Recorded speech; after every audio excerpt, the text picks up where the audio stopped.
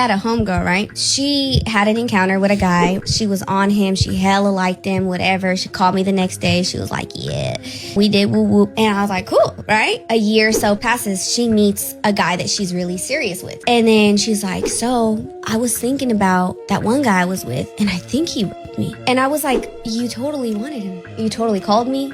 You totally told me all the details. Like, what do you mean right now? But I think it was like the shame that I think she felt that she allowed herself to go there. And then when she met a serious guy, I think to herself, she was trying to make it seem like he overstepped or whatever. But he was like way tossed and she wasn't way tossed. Like she was fine. I think about shit like that. And I'm like, God forbid my sons were to have an encounter with a girl. She fully is, you know, fine with things. And then years, months later is like, the shame that I feel is uncomfortable. So I'm just going to say that you took advantage of me.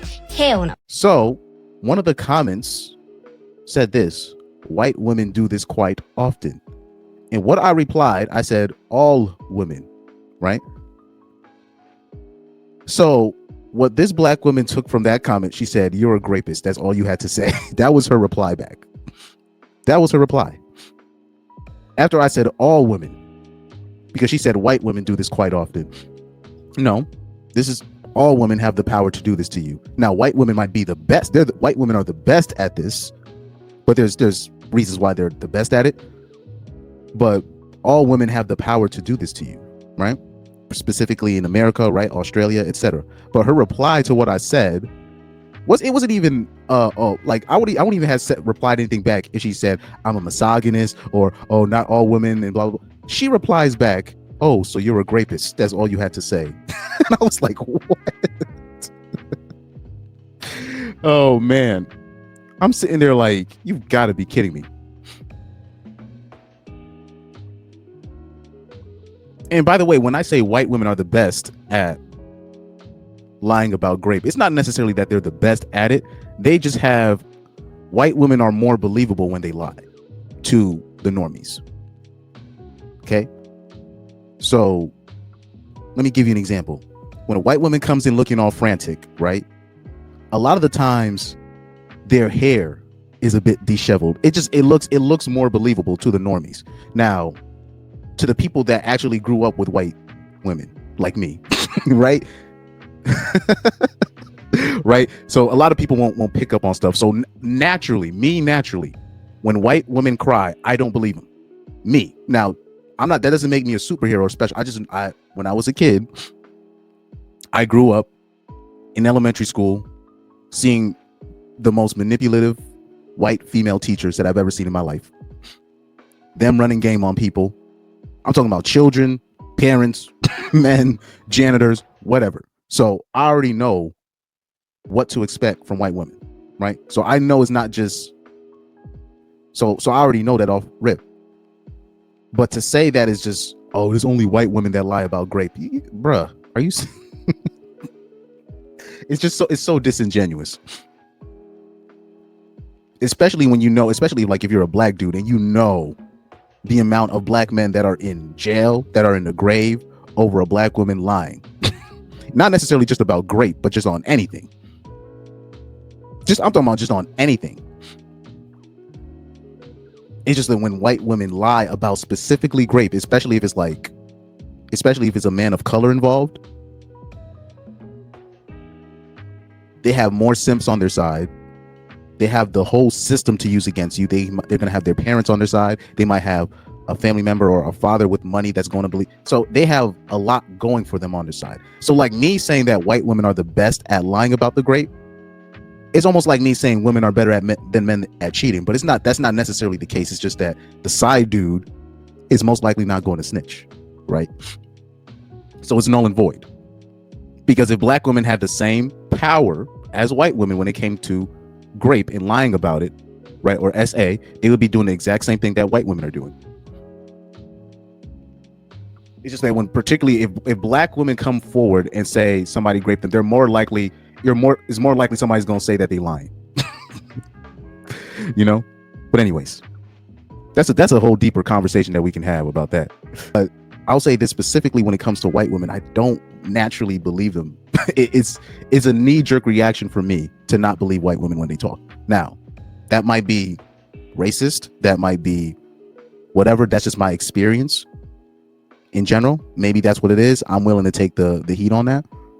But I do find it funny when black women will come forward and they'll say I hate them and stuff like that, or I'll question them. I'll talk about, it'll be like one thing I question black women on. It'll be like one thing. Then all of a sudden I hate black women. So yeah, it's ironic that this was right on brand, you know. But this, like I said, don't think it's just white women or it's only white women doing this, or it's only black women doing this. No. I'm telling you, man. I'm telling you. It's just white women are more. It's going to be more believable if a white woman does it. So, like for example, with the Trevor Bauer, I know I give you a lot of examples, but the Trevor Bauer case, right? Even though everybody knew that the white girl was lying, it still grew legs. But then another girl came out and said Trevor Bauer did something to her. But nobody even believed her, so much so that the other girl got in trouble for what they put a charge on her for lying. Guess what the skin color of that girl was? That was a black girl. So the second girl that had came out was a black girl. They found out she was lying and they put her on punishment. They put her on timeout for lying. That's the difference. They both are gonna lie. It's just one is going to be more believable to the public than others. Even though the white girl was clearly lying, the black girl that had came forward and tried to say Trevor Bauer did something to her, they wasn't the public. They weren't trying to hear it. they weren't trying to hear it. But mind you, that doesn't stop. That doesn't stop black women or white women from lying about SA. It doesn't stop them.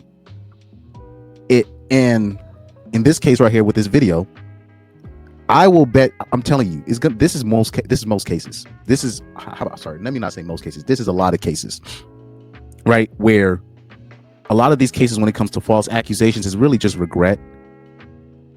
And they understand that if they get caught, they can lose something. And it's not like, oh, I can just lose something. They can lose something that they feel that they were working hard for. So how about this? How about this here? Midnight Sun. I don't know if you remember. I don't know if you were there for my last stream, but I talked about the Ben McLemore situation. That situation was clear as day for me. I already know what that was. This was a girl with parents that had money, but she was at a party that she was not supposed to be at. She got drunk. Ben got drunk. They hooked up. You see this stuff all the time on college campuses. I don't even want to hear it. Right? Simple as, right? Robert Covington comes forward. He says he says that she initiated with Ben McLemore, right? I believe her parents found out she was not supposed to be at that party, or maybe her beta boyfriend found out, and instead of just fessing up and say, I'm sorry, I was not supposed to be at this party, getting smashed by a random NBA player that was cheating on his wife at the time, right?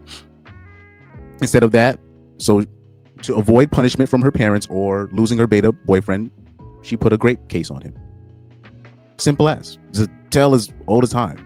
It's the easiest. That to me, that was easy, right? But unfortunately, when it comes to cases like that, men are not going to publicly say that this bitch is lying, because the worst thing for a man to be called right now is to be called an incel, just for saying a bitch is lying, or a bitch is lying about SA, or a bitch is lying about whatever the case that may be. Men don't want to get called incels. Men don't want to get called virgins. Men don't want to, they don't want to be called a creep. That's like a man's worst nightmare right now, which baffles me, which still kind of baffles me.